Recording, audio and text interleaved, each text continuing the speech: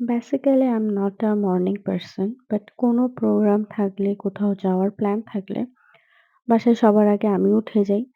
আসসালামু আলাইকুম everyone. I hope আপনারা সবাই অনেক, অনেক বেশি ভালো আছেন। লাস্ট স্যাটারডে আমাদের একটা ছোটখাটো ফ্যামিলি আউটিং ছিল। সো সকালবেলা যেহেতু ঘুম থেকে উঠে গেছি, সো ভাবলাম ছাদে যাই। ছাদে যেয়ে কিছু ফুলের ছবি নিয়ে আসি। আর গিয়ে দেখি রোজগুলা এত সুন্দর হয়ে আছে, আরো আগে গেলে আরো সুন্দর ছবি পাওয়া যেত। আর ছাদে গিয়ে তো আগে আমার কাজ হচ্ছে মরিচ নিয়ে আসা। তারপরে নিচে এসে আরহামের খিচুড়ি রেডি করে আমার বাচ্চাকে ঘুম থেকে উঠালাম। অ্যান্ড সি চোখ মুখ ঠান্ডায় কিভাবে ফুলে আছে। আর ওকে আমি বলছিলাম যে, "বাবা show me your tongue" so or tongue দেখাচ্ছিল। তারপরে বাসায় আর কোনো কিছু রেকর্ড করা হয়নি। ওইদিন সাডেনলি আমাদের কারেন্ট চলে গেছে। আমরা বের হওয়া পর্যন্ত কারেন্ট আসে নাই।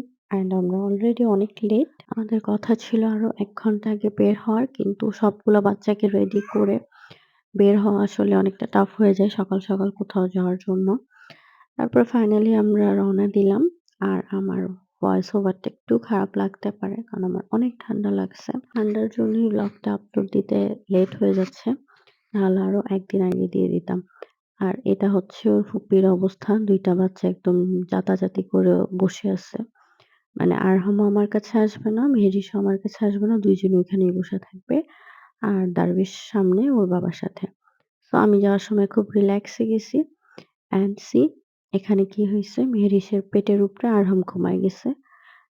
মেহেরিস আরহামকে দিবে না। ও এখানে পেটের উপরে ওর ভাইকে ঘুম পাড়ায় রাখবে। আর অনেকটা রাস্তা ও এভাবেই ছিল। আর মেহেরিস ওকে এভাবেই নিয়ে রাখছে।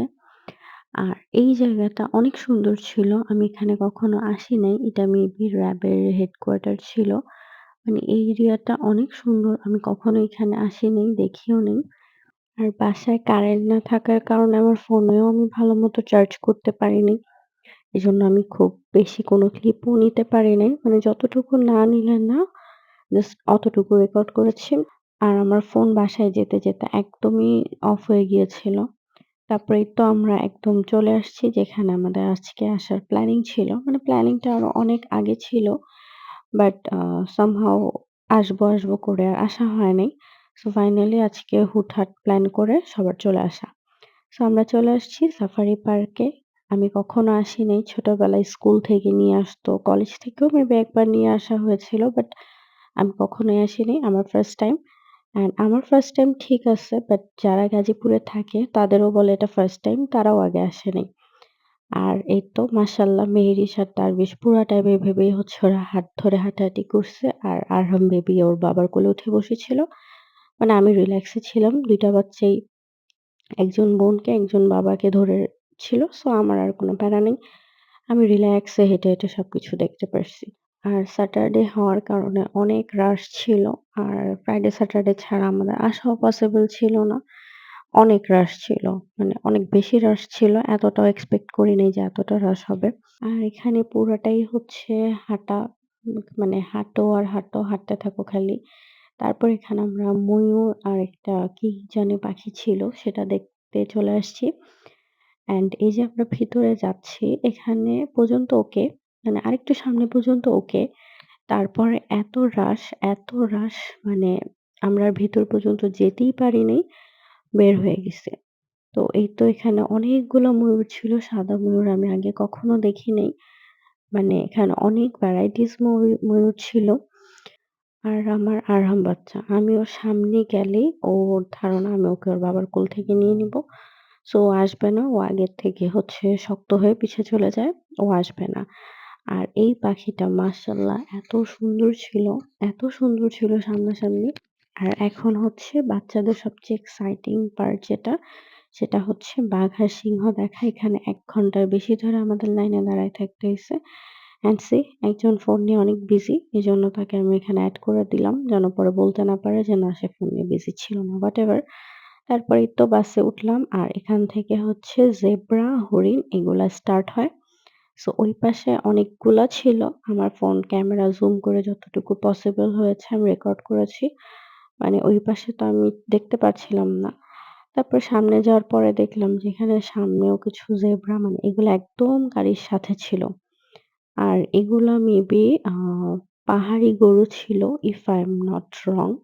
সো ভুলও হতে পারে। অ্যান্ড সি এই যে সিংহটা মানে এটা গাড়ির এত কাছে ছিল, এই ক্লিপগুলা কিন্তু খুব একটা জুম করে না। আর বাচ্চারা তো দেখে অনেক খুশি। আর সিংহটা একদম চুপচাপ শান্ত লক্ষ্মীর মতো চুপ করে বসে, বসে দেখতেছে যে সবাই ওর ক্লিপ নিচ্ছে। আর এখানে একদম ওই যে দূরে দেখা যাচ্ছে ওইটা হচ্ছে বাঘ। মানে অনেক দূরে ছিল। বাঘ দেখতে পারি নাই। জাস্ট জুম করে যতটুকু ক্লিপ নেওয়া পসিবল অতটুকু নেওয়া। তারপরে বের হয়ে এখানে হচ্ছে এখন আমরা পাখি দেখতে চলে আসছি। এখানে অনেক রকম পাখি ছিল। এত কালারফুল পাখি। মানে বাচ্চারা তো দেখে মহা খুশি। পাখিগুলা এত সুন্দর ছিল আর এত সুন্দর সাউন্ড হচ্ছিল এখানে। আর সবগুলা পাখি একদম মানে মাথার উপর দিয়ে একদম পাশ দিয়ে উড়ে, উড়ে যাচ্ছিল। অ্যান্ড আনফরচুনেটলি দারবিশ এখানে পায়ে একটু ব্যথা পায়। মানে ওর জুতাটা সিলেক্ট করতে আমি একটু ভুল করে ফেলছি। ওকে আসলে কেডস পরায় আনা দরকার ছিল। বাট ও কেডসটা পরে নাই। সো আমি ওকে randomly এই জুতাটা পরাই দিছি। অ্যান্ড এটার পরার কারণে ওর পায়ে একটু ফোস্কা মতো পড়ে যায়। সো এইজন্য আমরা আর খুব বেশি কোনো কিছু দেখতে পারিনি। ওকে নিয়ে বের হয়ে যাই। অ্যান্ড এখানে বাচ্চাদের ছবি, ভিডিও নিয়ে রাখছিলাম যেন ওরা বড় হয়ে এখানে এসে আবার এই ছবিটা রিক্রিয়েট করতে পারে। আর তারপর ওই যে ওরা সবাই হচ্ছে ওখানে অ্যাকুরিয়াম দেখতে চলে যায়। আর আমরা অ্যাকুরিয়াম দেখতে আর যাইনি। আমরা এখানে বসেছিলাম অ্যান্ড মেহেরিস তো আরহামকে রেখে আমাকে রেখে যাবে না। সো ও যায় নাই। তারপর আমাদের ঘোরাফেরা শেষ। এখন আমরা বের হয়ে যাবো। আরো কিছু দেখার ছিল। বাট ওই যে দারবিশ পায়ে ব্যথা পেয়ে যাওয়াতে ওখানে আমরা ওকে নিয়ে আর বেশিক্ষণ থাকি নাই। খুব একটা ব্যথা পায় নাই। বাট বাচ্চা খুব ক্র্যাঙ্কি হয়ে গেছে। মানে সারাদিন হাঁটাহাঁটি অ্যান্ড এটা মেবি ৪টা ৪:৩০ র দিকের ক্লিপ। ও আরো থাকতে চাচ্ছিল বাট ওকে আর রাখা মনে হয়নি উচিত হবে। সো ওকে কোলে নিয়ে আমরা বের হয়ে গেছি। অ্যান্ড বের হয়েও ওখানেও আমরা অনেকক্ষণ ছিলাম। ছবি-টবি তোলা হইছে, আইসক্রিম খাওয়া হইছে অনেকক্ষণ থেকে। তারপরে তো আমরা চলে আসছি সুরমাতে আজ আমরা কেউ লাঞ্চ করি নাই। আর এই ক্লিপটা নেওয়ার পর আমার ফোন টোটালি অফ। সো এখানেও আর কোনো ক্লিপ এত নেওয়া হয় নাই। অ্যান্ড আমার বাচ্চা পুরা ব্যথায় বেহুশ অবস্থা। মানে ওর ব্যথা হচ্ছিল বাট ও বলছিল না যেন ও বাইরে আরো থাকতে পারে। বাট আমি তো বুঝে ফেলছি যে ওর পায়ে অনেক ব্যথা হচ্ছিল। তারপরে যাই হোক বাসায় এসে ওকে ফ্রেশ করে ওষুধ দিয়ে তারপরে এক চুলায় চা। অন্যদিকে রাতের জন্য বেগুন ভর্তা করব। সো বেগুনগুলো আগে ভেজে নিচ্ছিলাম।